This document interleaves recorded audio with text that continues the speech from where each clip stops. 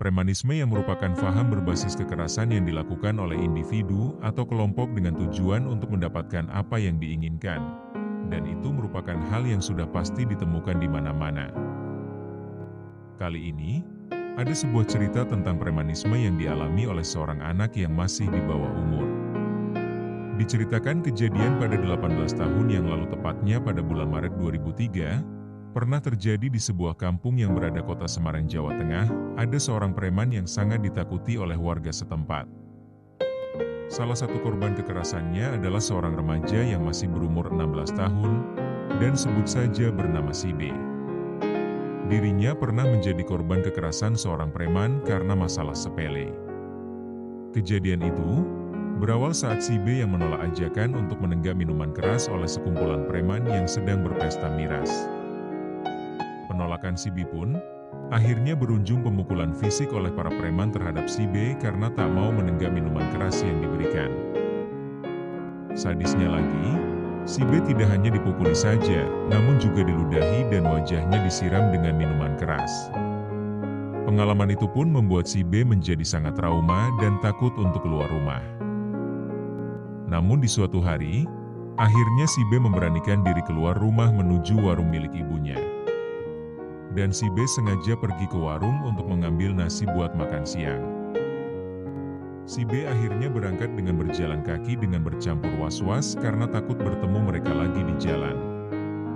Apalagi warung makan milik orang tuanya, tidak jauh dari jembatan yang biasa para preman-preman nongkrong dan berkumpul. Dan benar saja, saat Bi berjalan menuju warung makan milik ortunya, para gerombolan preman sedang berkumpul di sebuah jembatan yang harus dilewati si B. Akhirnya mau tidak mau, si B pun harus kembali berpapasan jika dirinya tetap memaksa ke warung ibunya. Si B yang masih trauma akan kejadian pengeroyokan sebelumnya, dirinya berpikir dan memutuskan untuk kembali lagi ke rumah untuk mengambil sebuah parang untuk berjaga-jaga. Hal itu karena si B takut dan masih trauma jika para preman-preman kampung itu kembali menyerang dirinya. Si B pun tak lama kembali keluar dari rumahnya kembali, dan menuju warung makan milik ibunya sambil membawa sebilah parang.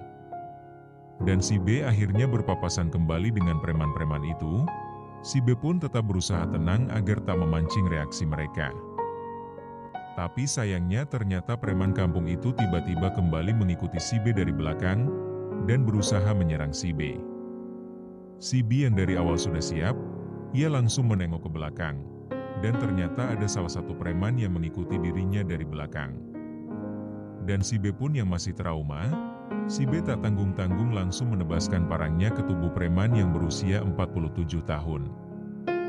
Preman kampung itu pun langsung jatuh setelah terkena sabetan parang si B, dan langsung kembali bangun untuk membalas melawan si B. Tetapi ayunan parang yang berulang kali ditebaskan si B, akhirnya membuat preman kampung kembali terjatuh dan akhirnya tumbang. Dan preman kampung yang selama itu selalu ditakuti warga, akhirnya tewas di tangan remaja berusia 16 tahun. Dan kabar kematian preman itu pun dengan cepat menyebar ke warga-warga kampung setempat. Meski demikian, hukum tetap berlaku buat si B yang telah melakukan pembunuhan atas preman kampung yang selalu meresahkan warga. Dan kepolisian pun akhirnya menangkap si B dan menetapkan jika si B telah dijadikan sebagai tersangka pembunuhan dan dijerat dengan pasal 340 KUHP, subsidiar pasal 338 dan 335 KUHP tentang pembunuhan dengan ancaman 20 tahun penjara. Namun, dari pihak kepolisian tetap memberikan keringanan hukuman kepada si B. Dengan alasan karena beberapa pertimbangan karena usia si B yang masih di bawah umur. Meskipun dijerat hukum pasal pembunuhan, si B mengaku tidak menyesal atas perbuatannya. Ucapnya dengan senjata parangnya yang dibawanya. Sementara itu, sang kekasih preman kampung bernama Sridhar, dirinya mengaku sangat terkejut adanya peristiwa kekasihnya yang tewas di tangan anak remaja yang baru berusia 16 tahun.